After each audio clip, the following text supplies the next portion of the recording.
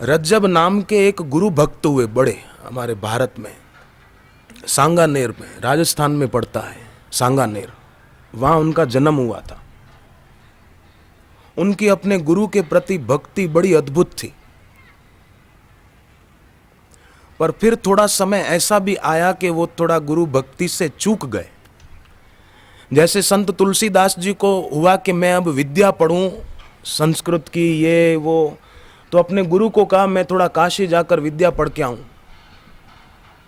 गुरु के सानिध्य से दूर हुए, बाहर की विद्या पढ़ने की रुचि हुई, तो उन्हीं दिनों वर्णन है उनके जीवन चरित्र में, उनको शादी करने का विचार आया। गुरु से दूर हुए। तो रज्जब भी थोड़ा समय कुछ ऐसा आया बीच का कि अपने गुरु के सानिध्य से दूर हो गए, गुरु की दृष्टि से दूर हो गए, गुरु के सुमरण से भी दूर होना। चलो अब आप भी तो शिविर पूरी होगी तो जाएंगे, पर दिल से भी दूरी बढ़ जाती है ना तो घाटा बहुत होता है। इसलिए दिल से दूरी नहीं बढ़नी चाहिए। जैसे गोप गोपियों को छोड़कर भगवान कृष्ण गोकुल से मथुरा गए तो गोपियों ने दिल से दूरी बढ़ने नहीं दी। दिल से दूरी नहीं बढ़ी तो आज भी गोपियों की जय जयकार हो रही है, उनकी चरण रज का लोग तिलक करते हैं। उद्धव जी जो इतने बड़े भारी प्रकांड विद्वान थे, उन्होंने गोपियों की चरण रज उठाकर उसका तिलक किया। तो किसी ने पूछा आप इतने बड़े विद्वान गोपियों की चरण रज का तिलक क्यों करते हो? तो उद्धव जी ने कहा वंदे नंद व्रज स्त्रीणाम पाद रेणुम भीक्षण सह यांसाम हरि कथोद्गीतम पुनाति भुवनत्रयम। गोपियों ने प्रेम मरने वाले से नहीं किया, गोपियों ने प्रेम अमर ईश्वर से किया। आजकल तो मरने वाले के चक्कर में पड़ जाते हैं, हमको आपके बिना चैन नहीं पड़ता। नहीं नहीं नहीं। तो रज्जब गुरु से कुछ समय दूर हुए, पर फिर भी की हुई गुरु की भक्ति थी, की हुई गुरु की सेवा थी, किया हुआ गुरु का सुमरन था, वो व्यर्थ कैसे जाता?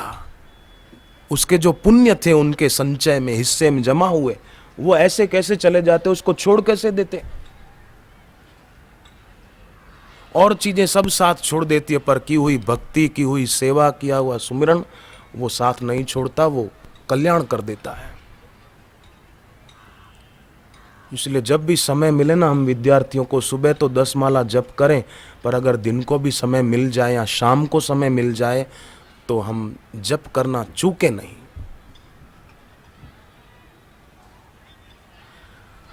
आपने देखा होगा कोई आदमी मर जाता है तो लोग उसको कंधे पर उठाकर ले जाते हैं शमशान में, तो क्या बोलते हैं? राम बोलो भाई राम, राम नाम सत्य है, ऐसा बोलते हैं ना, सुना है ना? राम बोलो भाई राम, राम नाम सत्य है। अब सारी जिंदगी उस आदमी का जो नाम था वो कोई नहीं बोलता फलाना आदमी सत्य है या फलानी बहन सत्य है, वो तो सारी जिंदगी उसी को सच मान रहे थे। पर आ गया ऐसा झटका कि जिसको सच मान रहे थे वो झूठा हो गया और लोग बोलते राम नाम सत्य है। जन्मा तब भी अनामी था, मरा तो ननामी। गुजरात में अर्थी को ननामी बोलते हैं। जन्मा तो अनामी, जन्मते बच्चे तो नाम थोड़ी होता है उसका, कोई बाद में रखते हैं। जन्मा अनामी, मरा तो न नामी। पर बीच में नाम को इतना सच्चा समझते हैं कि बस उसके लिए कुछ का कुछ करने को तैयार हो जाते हैं। पर पूज्य बापू जी के माता जी जैसे 2-2.5 साल की आयु थी, और श्री आसाराम जो पढ़ते हैं वो हाथ ऊपर करो, जो विद्यार्थी नहीं पढ़ते हैं फिर वो भी पढ़ो, देखो कैसा लाभ होता है। पाठ में पढ़ा ना, दे दे मक्खन मिश्री कूजा, माँ ने सिखाया ध्यान और पूजा। ध्यान का स्वाद लगा तब ऐसे रहे न मछली जल बिन जैसे। तो हम भी ऐसा करें। महापुरुषों के जीवन प्रकाश स्तंभ होते हैं, जैसे समुद्र किनारे प्रकाश स्तंभ होते हैं ना, सामने से गुजरने वाले जल यानों को, पानी के जहाजों को रास्ता दिखाते हैं। ऐसे ही सदगुरु का जीवन एक प्रकाश स्तंभ है, वो हमको रास्ता दिखाता है कि ऐसा अपना जीवन बनाए। रज्जब की शादी होने जा रही थी, किसी के प्रेम में पड़ गए थे, सच्चा प्रेम चूक गए थे गुरु का कुछ समय के लिए, और घोड़े पर बैठकर जा रहे हैं कि वर राजा है। लोग भी बड़े कमाल के हैं, दूल्हा घोड़े पर बैठता है तो बोलते हैं दूल्हे राजा, वर राजा। काहे का राजा? उसके पास कोई राज्य ही नहीं है। राजा है पर खाली एक ही दिन का, थोड़ी देर का है। सच्चा तो वो है जो अपने मन का और इंद्रियों का स्वामी बने, और वो ऐसे बने, दे दे मक्खन मिश्री कूजा, माँ ने सिखाया ध्यान और पूछा। तीव्र बुद्धि, एकाग्र नम्रता, त्वरित कार्य और सहनशीलता।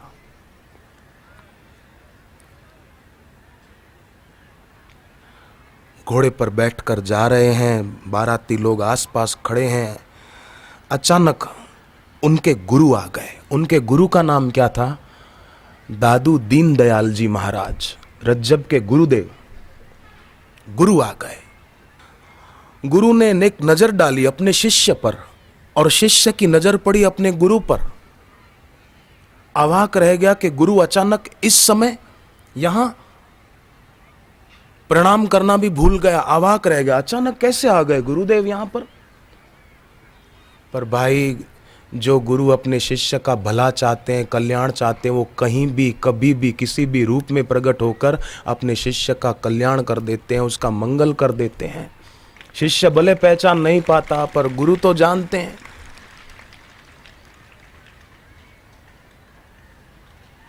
एक सज्जन वो बता रहे थे हमको उनके साथ कैसी घटना घटी। गुजरात में आपने सुना होगा कि भूकंप आया था 2001 में। सुना है विद्यार्थी? तो मुझे वो सज्जन ने बताया कि जब भूकंप आ रहा था तो सब लोग भागे। लोद्राणी गांव है, भचाऊ शहर से 33 किलोमीटर दूर। कुछ ही सेकंडों में तो सारा गांव मलबे के ढेर में बदल गया। बाद में देखा कि एक बच्ची अंदर रह गई, और सब तो आ गए। 3 साल की बच्ची अंदर रह गई। गांव के लोग मिलकर वो मलबा हटाने लगे उस घर का। सोचा कि बच्ची तो दबकर मर गई होगी, पर बच्ची तो बिल्कुल सुरक्षित थोड़ा सा सिकुड़ कर बैठी थी और हंसने लगी इनको देखकर। तो इन लोगों ने पूछा, बेटी तेरे को कुछ हुआ नहीं? तो बच्ची बोली, आप तो मुझे भूल कर भाग गए, पर बापूजी मेरे को नहीं भूले, उन्होंने मेरी रक्षा यहाँ भी की है। तो बारात जा रही थी, वरराजा घोड़े पर बैठे हैं, थोड़ी दूर पर ससुराल वाले स्वागत को तैयार खड़े हैं, और यहां गुरु दादू दीनदयाल जी प्रकट हो गए। और गुरु ने एक दृष्टि डाली। शिष्य भी गुरु की ओर देख रहे थे, की हुई पहले की गुरु की भक्ति थी। और गुरु इतना ही बोले, रज्जब तूने गजब किया। रज्जब नाम था ना, तो गुरु ने कैसी सुंदर बात कही दादू जी ने, रज्जब तूने गजब किया। सिर पे बांधा मोर, आया था हरि भजन को, चला नरक की ओर। इतना ही कहा गुरु जी ने। एक बात गुरु की रज्जब जी को लग गई। घोड़े से उतर गए, कूद कर छलांग लगाई। घोड़े से क्या उतरे, मानो संसार से ही उतर गए।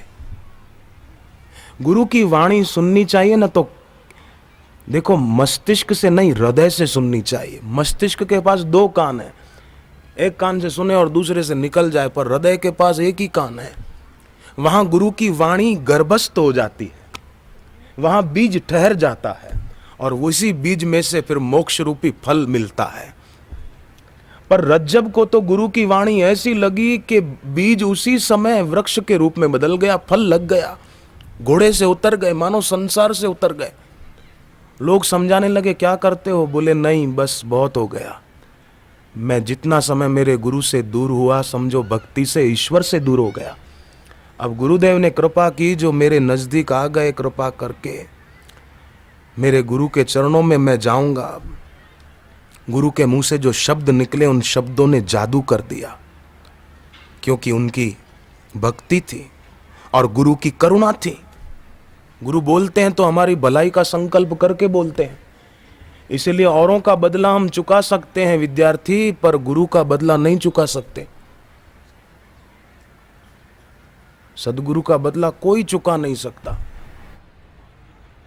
अरे मनुस्मृति में तो लिखा है कि बेटा अपनी माँ का बदला नहीं चुका सकता, 100 साल तक माँ की सेवा करे तो माँ का ऋण नहीं अदा कर सकता, तो गुरु का तो कैसे अदा कर पाएगा।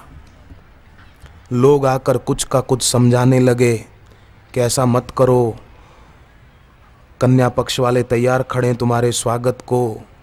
बोले नहीं, अब बस बहुत हो गया, मुकुट फेंक दिया उतार कर, गुरु के चरणों में गिर पड़े और कहा, गुरुदेव आपने मेरे को ठीक समय पर बचा लिया, मेरे को जगा दिया। लोग जो कह रहे थे उनकी बातें रज्जब जी को सुनाई नहीं दे रही थी, बस दिल दिमाग में गुरु के शब्द ही गूंज रहे थे। एक वचन से उसका काम बन गया। गुरु के प्रति प्यार होता है, श्रद्धा होती है, तो गुरु के वचन भी दिल में असर करते हैं।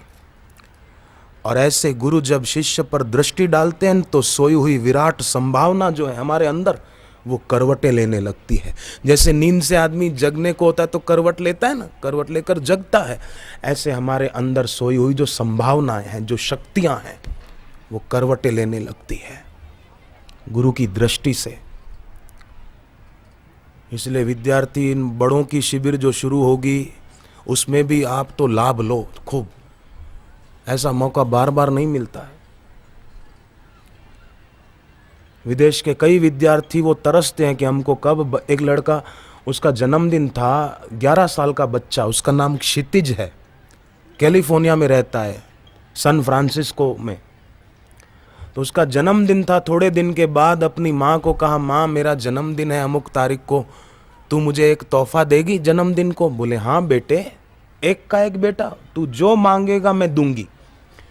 तो लड़का क्या बोलता है, 11 साल का, माँ मेरे को टिकट निकलवा के दे भारत की, मैं जन्मदिन पर बापूजी के दर्शन करना चाहता हूँ, उनका आशीर्वाद लेना चाहता हूँ, मेरे को यही तोहफा दे दे तू, बस भारत की टिकट करा दे, मैं बापूजी के पास जाऊँ। कैसा बच्चा भोगियों के देश में रहता है, पर गुरु के दर्शन की, गुरु के सानिध्य की कैसी लगन थी। भक्त तो कई हुए हैं, पर कैसी त्वरा रज्जब जी की, कैसी तीव्रता, कैसी सघनता।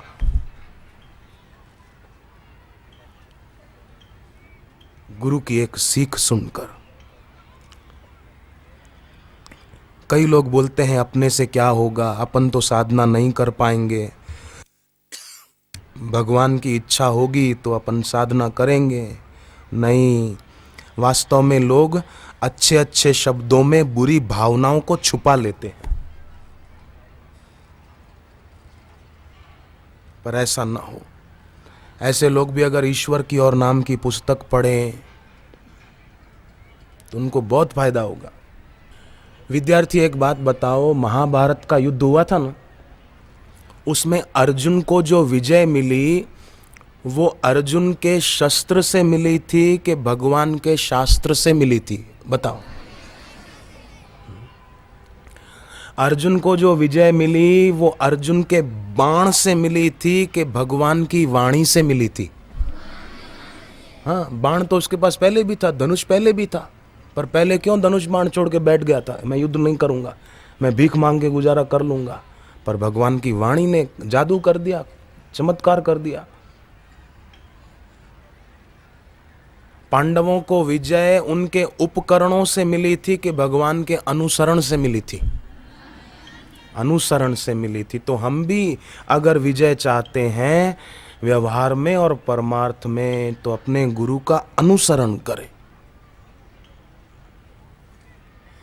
एक होते हैं खाली बोलकर उपदेश देने वाले, और एक सच्चे महापुरुष होते हैं अपने आचरण से शिक्षा देने वाले। बापूजी के जीवन को हम पढ़ते हैं तो देखो, आचरण से शिक्षा मिली है। सिनेमा उन्हें कभी न भाए, बलात ले गए रोते आए। आजकल के कई लड़के तो रिमोट लेकर बैठ जाते हैं टीवी के आगे। सुबह उठकर ऐसा करते हैं, पर सुबह उठकर यूं करे तो कितना अच्छा। इसका अर्थ तो आप समझते हैं ना, और इसका भी समझते हैं। और कई बड़े होते हैं सुबह उठकर इसकी चिंता करते हैं, इसका भी समझते हैं मतलब, इसकी चिंता करते हैं पर यूं नहीं करते। अगर ऐसा करें तो इसकी चिंता अपने आप वो करे जिसके नाम का जप कर रहे हैं, अपने को करनी नहीं पड़े।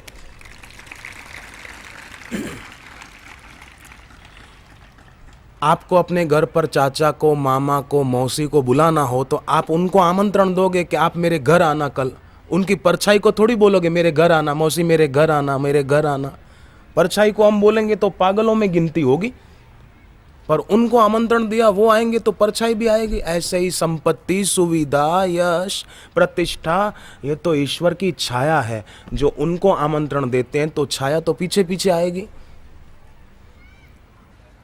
हम लग जाएं तो उनकी शक्ति, उनका आशीर्वाद हमारे साथ है। और सच्चे संत होते हैं ना, जो सच्चे सदगुरु, वो ऐसा नहीं कहेंगे तुमको बेटे मैं तुमको आशीर्वाद देता हूं, नहीं, वो तो आशीर्वाद बरसाते हैं। सूर्य को कभी बोलना पड़ता है तुम किरण डालो धरती पर? बोलो विद्यार्थी, हाँ, शंका हो तो बोलना। फूल को कभी कहना पड़ता है तुम सुगंध दो? दिया जलाते हैं तो दिए को कभी कहना पड़ता है तू मेरे को रोशनी दे? अरे वीराने में, एकांत कमरे में कोई न हो और अंदर दिया जल रहा हो तो भी दिया अपनी रोशनी तो फेंकता ही है, प्रकाश तो देता ही है। सूर्य धरती से कितना दूर है, फिर भी अपनी किरणों के द्वारा धरती को पुष्ट करता है, अनाज को पुष्ट करता है। सूर्य की धूप न हो तो खेती कैसे हो? ऐसे ही गुरु भी अपना आशीर्वाद भले शरीर से दूर हो पर बरसाते रहते हैं। भले बोलते नहीं है कि बापूजी बोलते नहीं मैं तुमको आशीर्वाद देता हूं, पर बापूजी जैसे सूर्य अपनी किरण बरसाते हैं ऐसे बापूजी भी अपना आशीर्वाद बरसाते हैं। तभी तो वो 5 साल का बच्चा गाड़ी लेकर 10 किलोमीटर दूर जाए। ये बात मानने में नहीं आती पर अखबारें साक्षी है। बच्चे को देखो, उस हॉस्पिटल को देखो और उसका चचेरा भाई देखो, बच गया।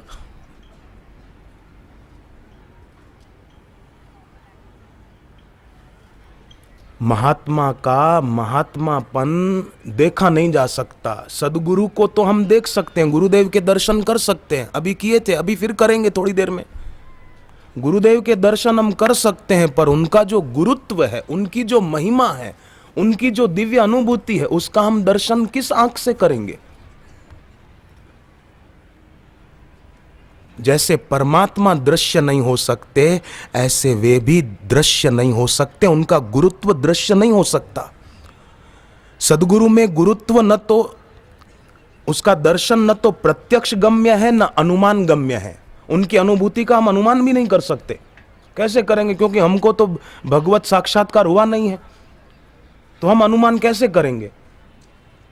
तो उनकी अनुभूति, उनका गुरुत्व वो प्रत्यक्ष गम्य भी नहीं है, अनुमान गम्य भी नहीं है, तो कैसे जाने वो श्रद्धा गम्य है।